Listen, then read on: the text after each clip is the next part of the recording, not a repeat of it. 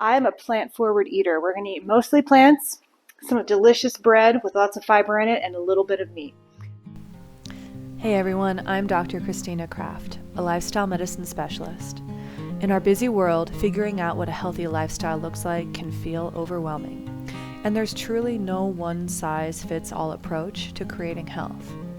On Handcrafted Life, we show you what well-being looks like for us, inspired by the principles of lifestyle medicine. Join us as we share our experiences, and maybe you'll find some inspiration to craft your own unique path to health and happiness. While our cheesecake is baking, I'm going to make some flatbreads for dinner later tonight. Super easy to do, and I love bread, but sometimes you don't have the time to make an entire loaf of bread. This is pretty darn quick for bread and easy also. So the first thing we're going to do is add everything to the bowl and mix it up. So we're going to weigh our flour. I always like to weigh my flour. I'm going to add 150 grams of bread flour to this bowl.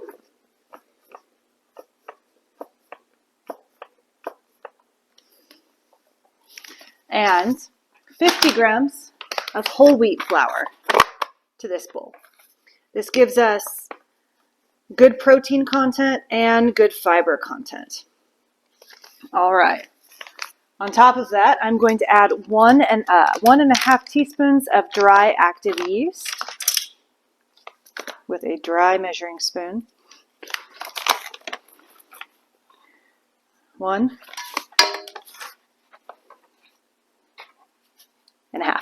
Okie dokie. Let's move that out of the way. I'm also going to be adding 1 teaspoon of table salt. Probably a scant teaspoon. I like to decrease the salt a little bit in my recipes. So I've got probably about 3/4 of a teaspoon of salt here. All right. Next, we're going to add 1 teaspoon of baking powder. So what this recipe does is it uses yeast and it rises, but it also uses baking powder to give it a little bit of rise and a nice flavor. All right, so that is our dry ingredients, and now we're going to add our wet. So I have good olive oil here, and I need 1 tablespoon, but I don't normally measure my olive oil. This is good. It's first cold pressed. Olive oil is really good for you. There's a lot of phytonutrients, and it's very heart healthy. So if you do a little bit more than 1 tablespoon, that's okay. So we're going to go, that's probably about 2 tablespoons. There's this stigma from the 1950s, 60s, 70s, and especially 80s that fat is bad. And fat is what makes you fat. Sugar is what makes you fat. Not moving is what makes you fat. Your microbiome being completely out of balance. Stress. Those are things that make you gain weight. Not amazing olive oil. So, eat olive oil, it's good for you. This is 3/4 cup of warm water. You want warm water, not hot water, because if your water is too hot, you will kill your yeast, and that's no good. So I have my ingredients in my bowl. I am going to get my paddle mixer, which I forgot, and turn this on and zoom in on so you can see what it looks like now before I mix it up.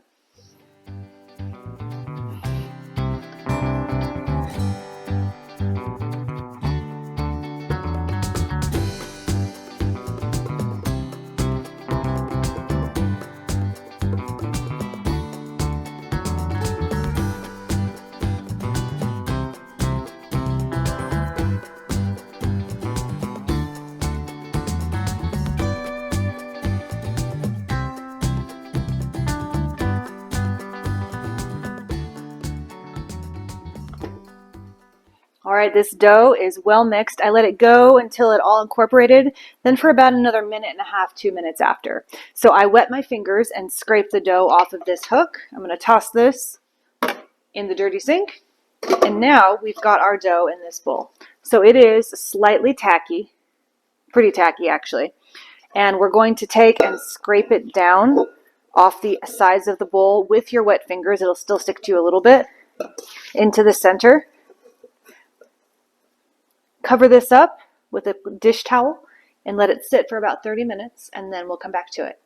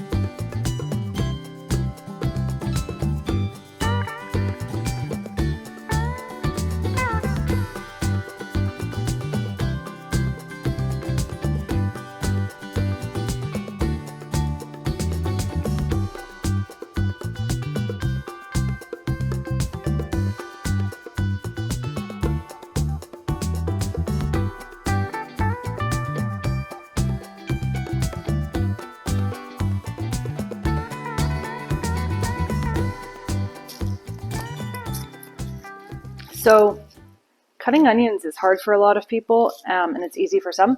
Generally, if you're a chef. I am not a chef, but I love cooking, so I figured out an easy way for me. Check this out. I like to cut off the butts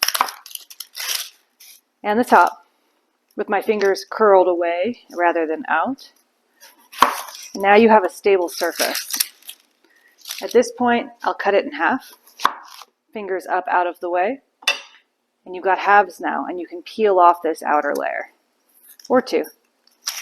So you're seeing me make a pile over here of some of the tops of the celery and the tops of and the skins of the onion.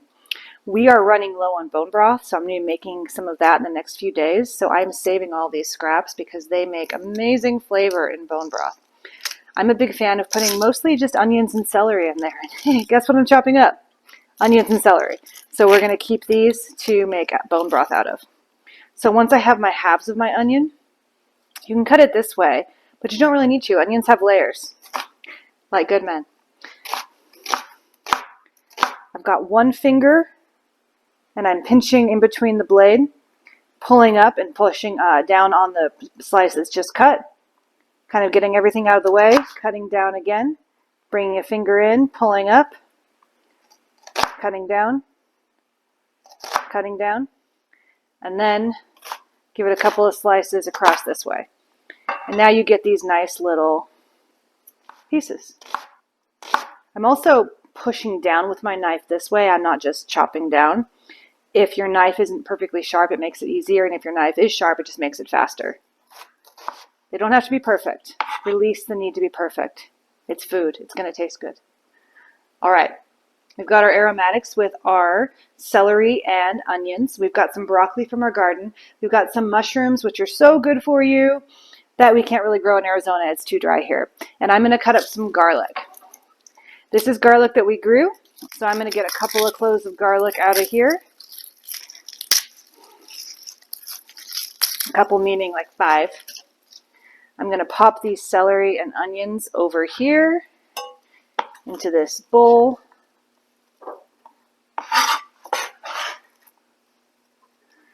And get the garlic open. In order to open garlic from its nice little wrapper, put it on the board, put the knife on the garlic, leave the knife on the garlic. Do not pick the knife up off the garlic. Take your hand and get your frustrations out. Yeah. All right. Garlic. Our garlic's starting to sprout a little bit. I just pulled a sprout out. It's that time of year. It's saying, plant me, but not yet. All right. Garlic on the board. You can use a slap chopper for garlic. I don't mind cutting it up by hand. It does get your fingers a little bit sticky, but we have sinks in modern days, so you can wash them afterwards. So I like to pile it up in a pile and first rough chop it.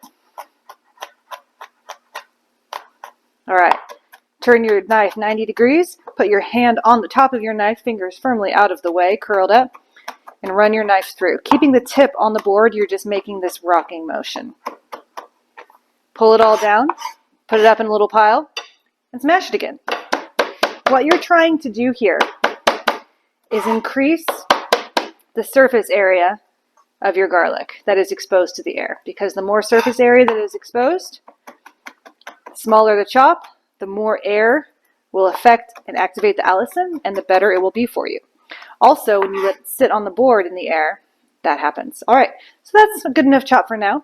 I'm going to start browning all of the things that we are going to add to our lamb. I'm a plant-forward eater. We're going to eat mostly plants, some delicious bread with lots of fiber in it, and a little bit of meat.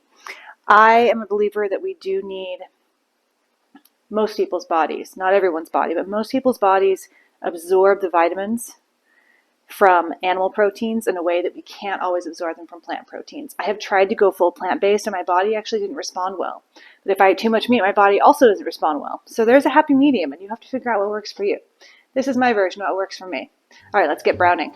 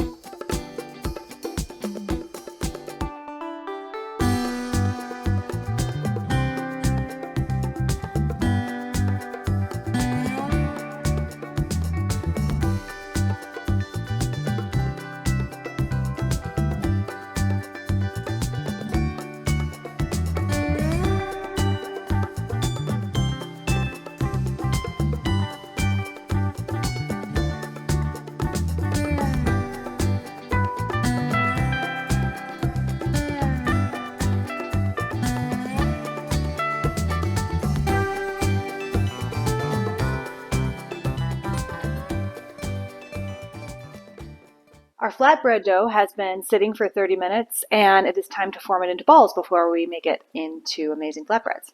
So I've got some flour in this canister. I'm going to lightly dust the surface of my counter and scrape this out with my floury hand onto this surface. Sometimes it comes out easy. That was one of those times. Okay, so I'm going to flour both my hands a little bit and I'm going to form this into a little ball. So this is a pretty sticky dough still, so I might actually just incorporate a little tiny bit more flour here to make it easier to work with as I roll this into a dough. You're pushing it down and rolling it until you get a little bit of surface tension across here. All right, bread scraper makes this super easy. We're going to separate this into 8 pieces. So that means right down the center, 2. That center piece is going to be a little bit sticky, so I like to put a little bit more flour on it. I think I'm going to do 6 pieces. I want some big flatbreads instead of 8. So we've got here and here. And once again, they don't have to be perfect. They can be all different shapes and sizes, and that's okay. It's still going to taste good. One of the things that I title myself as, especially after reading some of Brene Brown's books, is being a recovering perfectionist. Perfectionism is not good for you. So cooking is one of the ways where things frequently don't go perfect, and that's okay because it still tastes good. It's a good reminder that life's kind of like that too.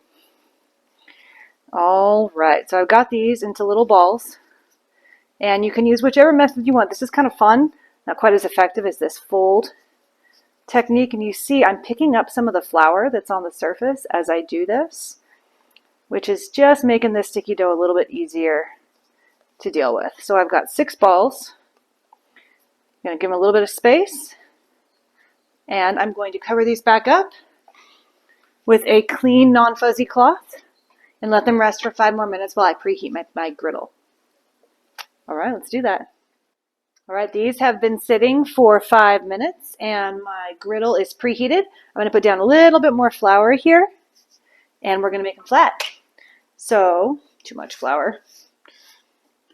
Get them onto a surface and get a little bit more flour on your rolling pin so that nothing sticks.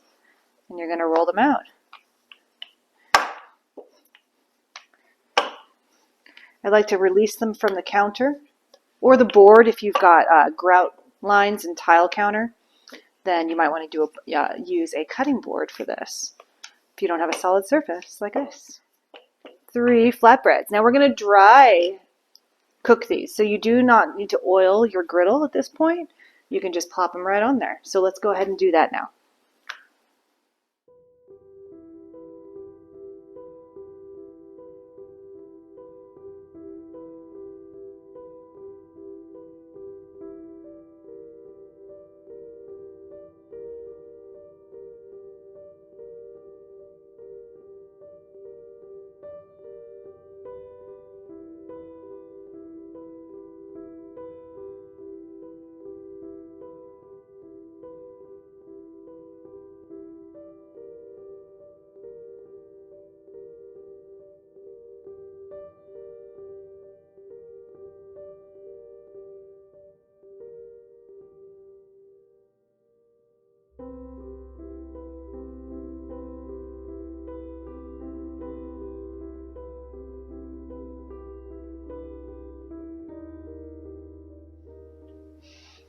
Okay, we are just about ready for dinner. Here are the flatbreads that we just finished making. We grilled these with no oil on the griddle, about 2 to 4 minutes per side, depending on how thick I rolled them out. And they've got some nice little charred spots and nice browned backs. They smell like heaven. We're going to do a super simple salad with dinner tonight. So we have got the lettuce that we just harvested from the garden and a few tomatoes from the store. It's not tomato season yet. I've got this lettuce roughly chopped. I'm going to put a little piles of this on our plates. And then some of the lettuce we harvested actually was this nice little cup shape. So we're going to keep these cup shapes off to the side also. So we've got that. We're going to put a few tomatoes on top. Some black pepper. Fresh cracked black pepper is so good on salad. All right. We have some good olive oil. First pressed extra virgin. Cold pressed. And we're going to give this a nice drizzle. Remember how I said olive oil is good for you? Especially uncooked raw olive oil like this. I like acidic food, so we're going to do a little bit of aged balsamic vinegar over the top of this. And now on to the amazing ground lamb, mushroom, onion, celery, broccoli, baby broccoli mixture with a whole bunch of different spices in it that we made. We're going to put on this plate also. Let me go grab that. This has been sitting. It's got, it smells so good, my mouth just started watering. It has got a little bit of a gravy sauce from the flour and the bone broth, the pork bone broth that we added. So we're going to give both of us a nice scoop of this. Maybe two, it's been a long day.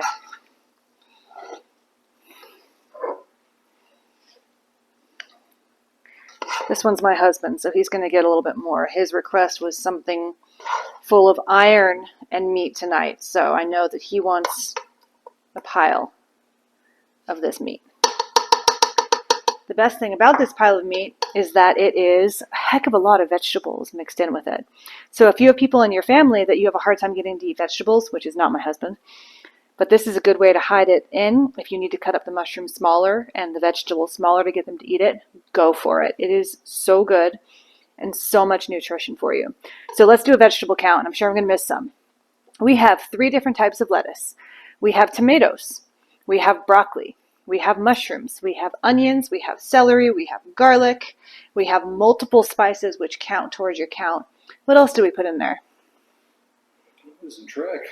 I know, lots of things. There's at least 8 different vegetables here, and then there's the wheat from our flatbreads. So we have this. Oh, I'm going to grab some tzatziki sauce that we made the other day. It's got it's made with our cucumbers, some dill from our garden, and some of our non-dairy cream cheese with some lime juice. Or lemon juice. It's really good.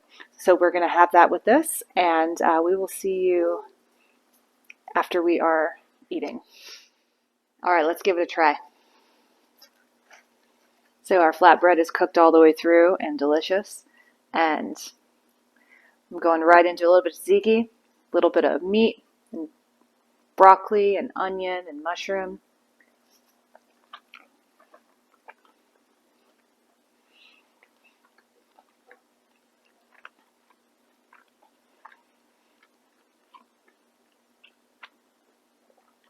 Chewing is really important. You ever watch cooking shows where they're like chew, chew, swallow? Chewing is one of the most important things you can do for your health. This is absolutely delicious. When you chew and savor your food, your body gets the signals and hormones that you're actually full. So take your time. Enjoy your meals. Make them taste amazing by adding all the different flavors from fruits and nuts and vegetables that you possibly can. And you'll be full and satisfied and satiated. And this is going to make me pretty darn happy. And they should pop right out. And if they don't pop right out, smash it again. Maybe not that hard. Let's try that one more time.